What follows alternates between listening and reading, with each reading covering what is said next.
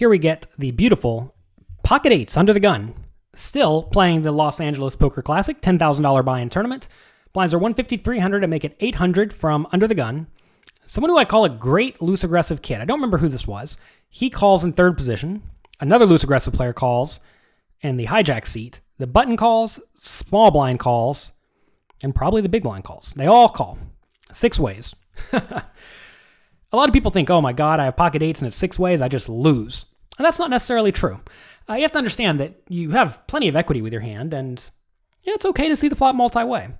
Here it comes 9-9-7. So this is one of these spots where if I bet and get called or raised, I'm usually not loving it because I'm going to be against a lot of 9s, which clearly have me beat, a lot of draws, which have great equity versus me, and then maybe a few 7s, but even then, those hands may figure out a way to bluff me or, overvalue their hand but make me fold by the river. I guess that would be considered bluffing me.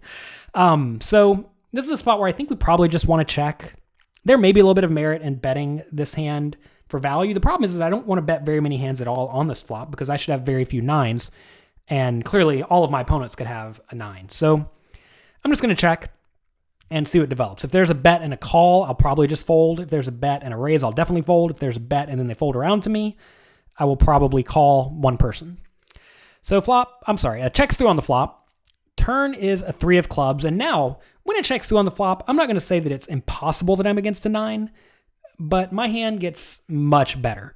Because now, you just have to assume most people are going to bet with their good draws and with their 9s on the flop.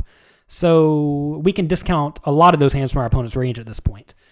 Pot is now 5,250. I like to bet 2,100, which I think is fine.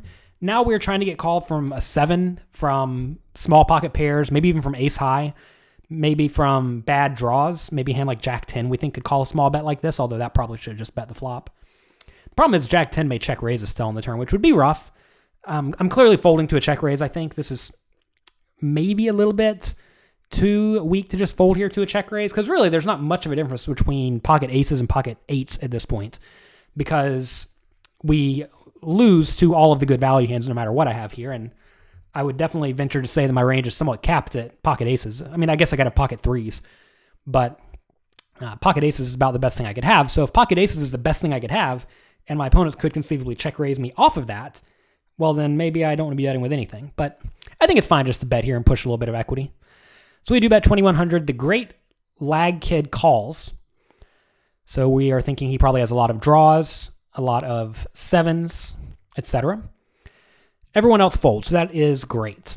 River is a king of clubs. I'm definitely going to check now, because now, if you think about this, if my opponent has a 7, he's almost certainly going to fold if I bet.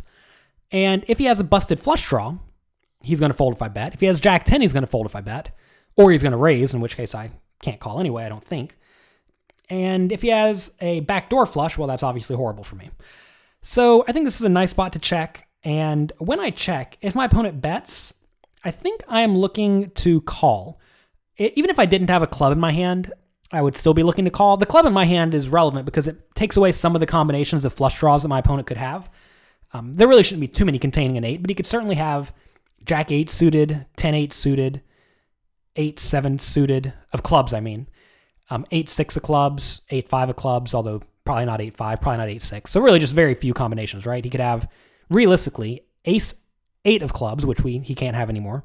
He could have 8-7 of clubs, and that's about it. Maybe 10-8 of clubs, but that may have just bet the flop anyway. So he can't have those hands, so that means that his betting range should contain fewer flushes when we get to the river. So anyway, I'm going to check. And if he bets anything reasonable at all, I think we're just in call mode. I think there's enough draws that missed, and I think my opponent will perhaps turn some marginal made hands like pocket 6s, or maybe even a hand like 7-6 suited into a bluff to try to get me off of hands like pocket 10s and pocket 8s, or perhaps a better 7, although really I should not have very many better 7s opening from under the gun. So this is a tough spot, but really, am I going to win this hand 30% of the time or so? I think absolutely. It's probably going to be closer to 40%, maybe even 50%. So I'm not loving making the call, but I do think this is just going to be a fairly standard call in this scenario. So I do call, and he just mucks, apparently, because we don't get to see what he has. I think this hand is somewhat standard in the way it played out, but I think this is not how a lot of amateur players would have played this hand. I think a lot of players just bet the flop thinking they have the best hand, which is not necessarily a good enough reason to bet. I think maybe they would just continue checking on the turn, but I definitely think we can get value on the turn. And then on the river, I think a lot of people just get scared and they check fold when an obviously scary card comes. So, interesting spots. I don't think that my river call is necessarily standard or obvious, but especially against players who are creative and capable of bluffing, especially with their marginal made hands, I think you just have to call when all the draws miss, and all the draws miss, so we're looking them up. That's going to be it for this educational poker hand. I hope you enjoyed it. If you like the way I played this hand, let me know on Twitter at Jonathan Little.